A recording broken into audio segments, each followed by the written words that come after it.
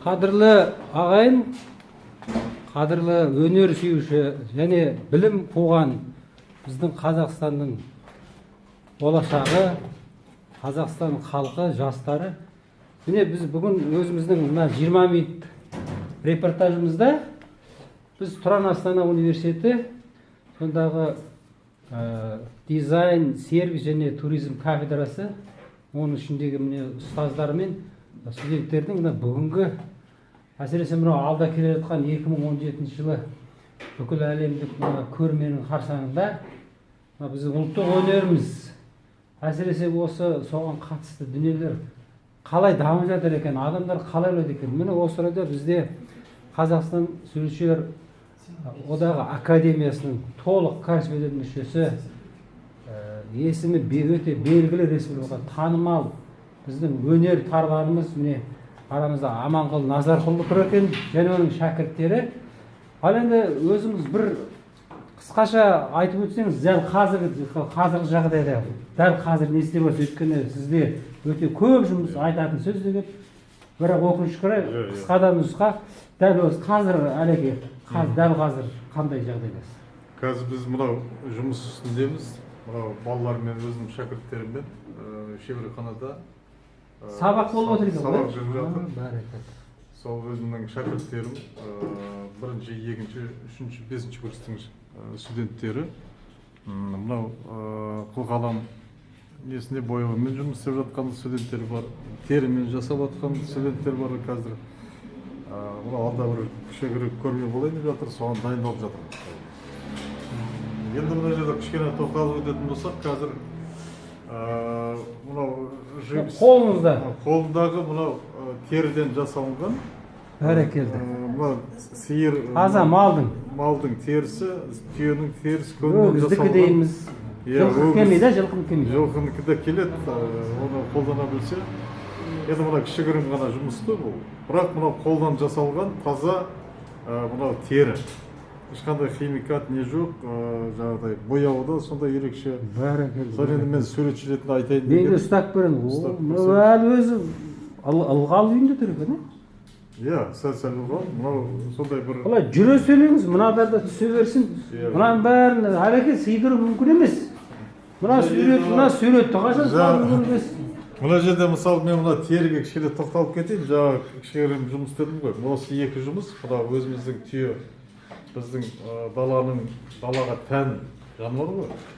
Ауырды жүк, тек нары көтереді дейді жүкті. Бұл жерде барстың образы. Бұл енді тоқтала кететін ерекшелігі бұл тері, жаңа айтып кеттім. Біздің ата-бабамыздан қалған жаңағы көне жаңағы торсықтар, мынау үйге керек бұйымдар жасаған, көне түркілерден келатқан технология. Паш. Иә. Соны қазіргі суретші, заманның суретшісі ретінде мен бұл жерде мынау кәдімгі заманға сай қылып жаңағы мүсіндер жасап жатырмын да, мүсін. Жаңағы айтып кеттім, қазір тағы да бір үлкен жұмыстарға тоқталып кетсек болады. Мына жастар қалайсыздар? Сіздермен бұлай сөйлесуге, сұхбаттасуға бола ма? Болады. Қысқаша аты жөніңіз, сосын дәл қазір қандай жәнеге байқап отырып, өте бір керемет, бір қауырт, бір жұмыстың үстінде сияқты. Жоқ, осылай неттіңіз, міне жақсы көрінді. Мына өзің жұмысың туралы айтып кетсең? Нені көрді, мұна не деп айтасыз, жұмысыңыз туралы? Атыңыз? Менің атым жөнім Мұсаханова Меруерт. Бұл халықаралық фольклор, бұл дипломның жұмысымның эскизі. Бірінші хор эскиз салдым, кейін үлкен эскизі, кейін потом бұны стендпен жұмыс істейміз. Ой, рахмет, кәнеки. Қызым, атың? Аты жөнім Айсуа Гаухар, бұл шығыс лирикасы деп аталады, дипломдық жұмыс. Бәрекелді кәне, міне жер жарық кішкене жақсы түсіндірген бұл, кәне. Жүзіңді көрсете ғой, я айналайын. Ал айтам. Шығыс лирикасы, дипломдық. Шығыс лирикасы. Тақырып сонда қалай? Әлекең өзі айтты ма, жоқ? Түс көріп өзің аян беріп алуын тақырып па? Өзің ойыңда жүрген. Бәрекелді. Ой, рахмет. О, мына жаққа әлеке бұлай баруға бола ма? Болады, балалар. Ой, мына Қазір балалар терімен жұмыс жасап жатыр. Айтып кеттім ғой, тері туралы. ал жігіттер ат жөндерін. Менің атым Егбаев Нұрбек. Менің атым Дұрбай Сымбат, бірінші курс студенттеріміз. Осы бірінші курстан бастап коммуникационда да біз ағайымыз. Осы термин бізге жұмыс істеуді үйретіп жатыр. Өте бізге қызықты. Мынау менің екінші жұмысым Балбалтас ата-бабамыздың бұрынғы тасқа ойып салған суретін бізге ағайымыз термен жасауды үйретіп жатыр. Мен мінекей мына жаққа қарап бір жағы әлі кетпеген ба? әлі дұрыс біткен жоқ бұл. Әлі біткен жоқ, қазір Жұмысы көп бұл. Мынау нағыз тура жұмыстың үстіне түскен екен ба? Бәрекелді. Мына қарап отырсаңыздар жұмыс көп мында істеп жатқан. Айта беріңіз, айта беріңіз. айта бер. Иә, жалғастыра беріңіз жігіттер. Ешқандай қысылу жоқ. Айта бер. Мен кешірім сұраймын. Бұл біздің Ат жөніңді айту, ат жөн. Менің атым Егбаев Нұрбек. Бұл біздің университетімізде жақында Төрт курс па? бірінші Бірінші курс. курс. Біздің университетімізде жақында өтетін дала өрнектері атты көрмеге арналған терден жасалған бұйымдар. Қасқыр иә, мүсіндер. Қасқырдың үстіндегі адам. Біздің баяғы түркі бабаларымыз осы қасқырдан тараған Дұрыс, өте дұрыс. аңызға сүйене отырып жасалған композиция. Рисунок мынандай болады. Көрдіңіз ба? Бірінші бұлар мынаны неге? Бірінші мына қағаз бар. Суреттің жанына жақын тұрсыңдар жігіттер. Мына неге тұрыңдар. Міне, Мысалы, мына жаңа айтып кеткен мүсіннің эскизінің картоны да, ол енді үлкен жұмыс болғаннан кейін сыймай тұр кішкене. Себебі біздің қазақтың көне бабаларымыздан келатқан мына үлкен символдар ғой. Өмірге келген бала болып шіретіп, енді содан мына жаңа қасқыр құртқа анамыз, содан тараған ұрпақ деген сияқты сол көне түркілердің философиясына сондай мифологиясында осы суреттің образы. Және ол шаңырақпен байланысы үлкен жаңа символикадан тұрады. Шаңырақпен байланысы ол біздің үлкен таза символдарымыз ғой. Оның үстіне ұшып жатқан құс ұшып бара жатқан. Бұл да мәңгілік шексіздің белгісі да қозғалыстың. Сол балалар бір жағынан үйреніп, бір жағынан жұмыс істеп, жаңағыдай үлкен бір тарихта қалатындай істеу керек та біздің ойымыз. Жеңіл жерді салып тез сату емес мәселе. Ал жаңағыдай үлкен, ірі ой қалдыратындай ертең мына ұлтымыздың несіне, құнды дүниесіне айналу керек. Себебі өзі сондай жаңа айтып кеткен материалда сондай ерекше. Қазіргі заманда жігіттер мына экспо келе жатыр. Біз қазақ халқы немен құндымыз? Тек қазақ халқы емес. Біз өнерімізбен құндымыз. Өнер болғанда ол ана мынау өнер емес. Мысалы мен бір естігем, ер тоқымның екі түрі бар деп.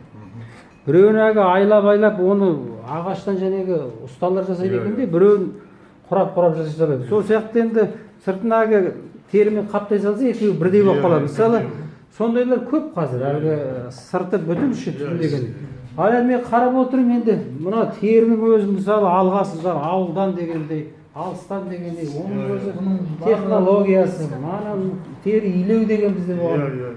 Соған қалай ойлайсыңдар? Мына экспоға былай бірдеңе өздерінің бұйымтайларын, ол жерде тіпті мәселе сен әкел, мен әкел емес, ол жерде арнайы жәнегі нелер болады, арнайы алаңдар болады. Мынаны апару керек соған. Мүмкін бұған, мынау мен ойлап тұрмын, бір қымбат дүние сияқты. Бағасы жоқ сияқты. Мен айтарым, $1 миллион десе мен айтарым, көке тұра тұр, бұл бағасы жоқ деп айтарымыз. Келісесіздер ме сол? Мұқа рахмет, мына біздің жұмысты бағалап отқаныңызға. Барлығы да ағайымыздың арқасы. Шынында да мынау үлкен өнер не мынау түсінетін. Иә. Уақытымыз енді кішкене азайып бара жатыр. Ал енді тағы не айтамыз? Енді мына жақта міне қарап отырмын. Тіпті мына киіз үйі бар, жәнегі дүниелер бар екен. Бұл ғажап нәрсе екен. Енді былай өтсек, міне ең мына қазіргі міне біздің айталық қазіргі осы міне енді ғана қолға алынған.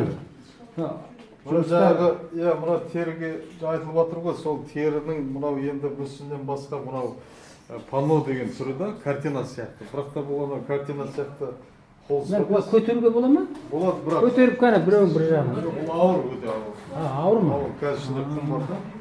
Енді мына жаңағы терінің бетіне салынған сурет қой мұқа. терінің бетіне салынған. Мынау уже әлі біткен жоқ енді басталып жатыр ғой. Мына панно дейді. Объемный, көрдіңіз ба? Объемный. Қарасаңыздар, Мынаны өзі бүйтіп жатыр. мына красканың бәріне кәдімгі бас ауырып кететін шығар. Енді ойланып бәрін есептеп істейміз ғой. Әрбір красканы Әлі қазір мына іші құм дейсіз ба қазір? Қазір мына ішінде құм бар. Сондықтан бұл ауырды. Ал құмы түскен кезде бұның іші бос болады да, сол кезде салмағы жеңілдейді. Енді көрмеге сол кезде алып барамыз. Тағы да бұны түсіру керек. Тақырыбы бар ма? Мынау ерте көктем деген композиция. Мынау композиция ғой. Міне. Мына ерте көктем деген композиция. Осының жаңа теріге салғандағы несі? Енді біз осымен өзіміздің мына қысқаша репортажымызды аяқтаймыз. Енді сіздерге рахмет. Қашанда өздеріңіз өнерлеріңізді одан ары дамытып, қашанда биіктен көріне беріңіздер. Тұран Астана университетіне біздің ағамыз Аманат Назарқұлдың шеберханасына қош келдіңіздер.